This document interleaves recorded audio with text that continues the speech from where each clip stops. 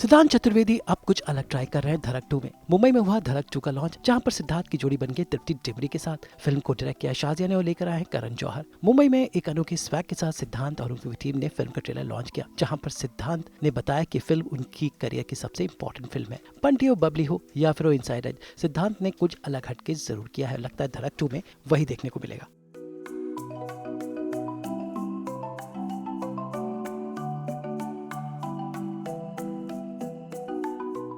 Something which I learned from this one. See, as you mentioned, Prashant Kanodia, that was, I mean, even kind of addressing the same theme, but character-wise, very different because he was a rookie, he was a noob who doesn't, goes through a certain things and then finally, eventually, doesn't know how to control the rage or whatever happens if you guys have seen the first season. In this one, I think resilience is something which I learned, जिसको आत्मशक्ति कहते हैं. ये जो अंदरूनी जो शक्ति होती है ना, जो कि मैं अपनी जगह से हिलूंगा नहीं, आप धक्का देते जाइए. कुछ लोग होते हैं जो पीछे हट जाते हैं, कुछ लोग जो होते हैं वो रिएक्ट कर देते हैं, लेकिन ये जो रेजिलियंस है, ये जो दृढ़ निश्चय जो जिसे कहते हैं, उस जगह पे खड़ा होना, और ये मेरी जगह है और मैं कुछ ज़्यादा नहीं मांग रहा हूँ, ना मैं कहीं आपसे कुछ मांग रहा हूँ, मुझे बस मेरी जगह चाहिए. ये जो चीज़ है, ये कैरेक्टर से मुझे सीखने को भी मिली और कहीं ना कहीं मैं पहले से ही रेजोनेट भी करता हूँ, क्योंकि अपनी जगह बनाने के लिए अपनी जगह छोड़नी नहीं होती है. बहुत धक्के होंगे, बहुत सारी चीज़ होंगी, तो वो मेरी जर्नी कहीं ना कहीं रही है जिससे थोड़ा सा मैंने रेजोनेट किया. और जब मैंने ये कैरेक्टर प्ले किया तो मुझे रियलाइज़ हुआ कि यार मैं सिर्फ 5%, 5% था उसका. ये तो बहुत ही ज़्यादा स्ट्रॉन्ग कैरेक्टर है यार, ये तो हिल ही नहीं रहा है, अड़ा हुआ है, और सहन शक्ति जिसे कहते हैं, जो कि आई थिंक आज के ज़माने में कहीं ना कहीं कम होती जा रही है. लोग सहते नहीं हैं, लोग सेंसिटिव होते हैं, कुछ भी कहें किसी को तो लोग बुरा मान जाते हैं या रिएक्ट कर देते हैं. लेकिन ये कैरेक्टर इस ज़माने में मुझे ऐसा लगा कि यार ये ये एक शक्ति थी जो हम भूल गए थे, जो सहने की होती है. सहना, लेकिन अपनी जगह से नहीं हिलना.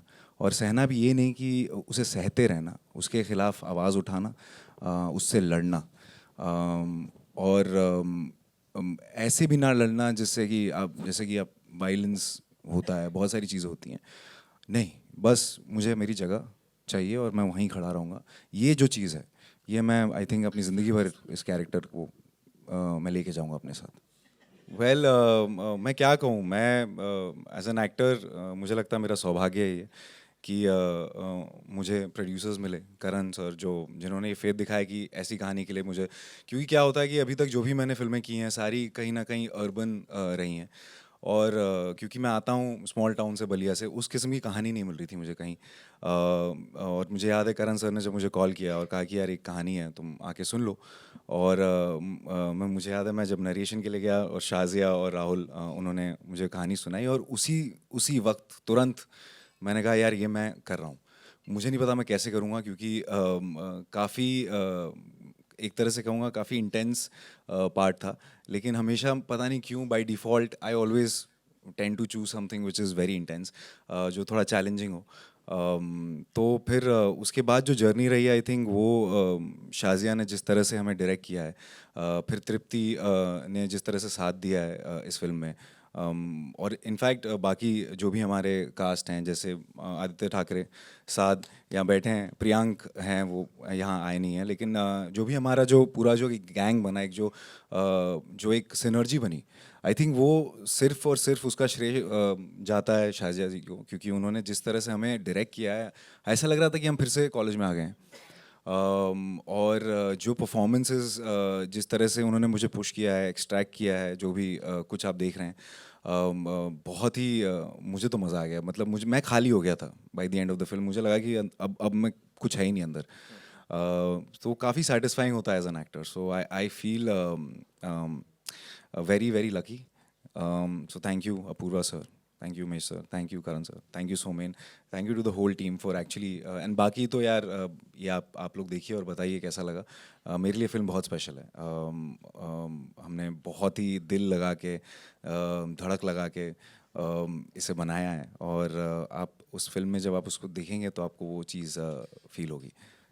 जी मुझे लगता है कि मेरे लिए कोई भी किरदार हो, कोई भी फिल्म हो, मुझे लगता है कि एक रिस्पॉन्सिबिलिटी हमेशा होती है एज एन एक्टर कि मैं उसे निभा पाऊँ। और जहाँ तक कि स्मॉल टाउन की बात है, ऐसा है कि मैंने जी है वो ज़िंदगी, ऐसा नहीं कि नहीं जी है। पहले शुरू के 5-6 साल और अभी भी आना जाना होता रहता है, तो मुझे कहीं ना कहीं वो मैं जुड़ा हुआ हूँ उन चीज़ों से। और कहीं ना कहीं वो चीज़ें आ नहीं रही थी, उस किस्म की स्क्रिप्टें नहीं आ रही थी कि जहाँ पे मुझे वो मौका मिले वो चीज़ दिखाने का। और ये मिला तो ये सौभाग्य है मेरा।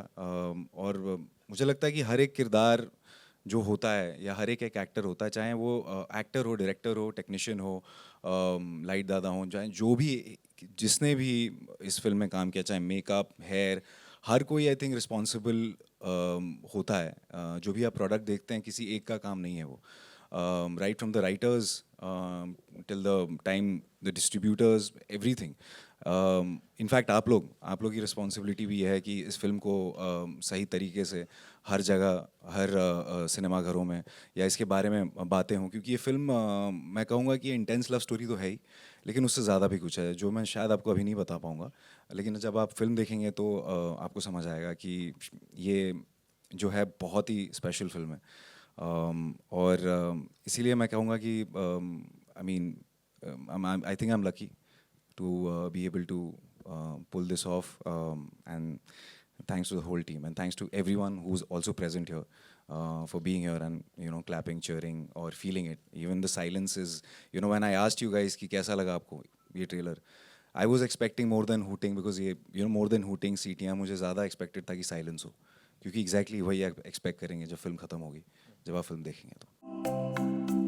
तो ये थे सिद्धांत चतुर्वेदी जो अब तृप्ति के साथ कहेंगे एक अनोखी प्रेम कहानी जिसका नाम है धड़क 2, और ये थे सिद्धांत के इस फिल्म पर विचार। मुंबई से ब्यूरो रिपोर्ट।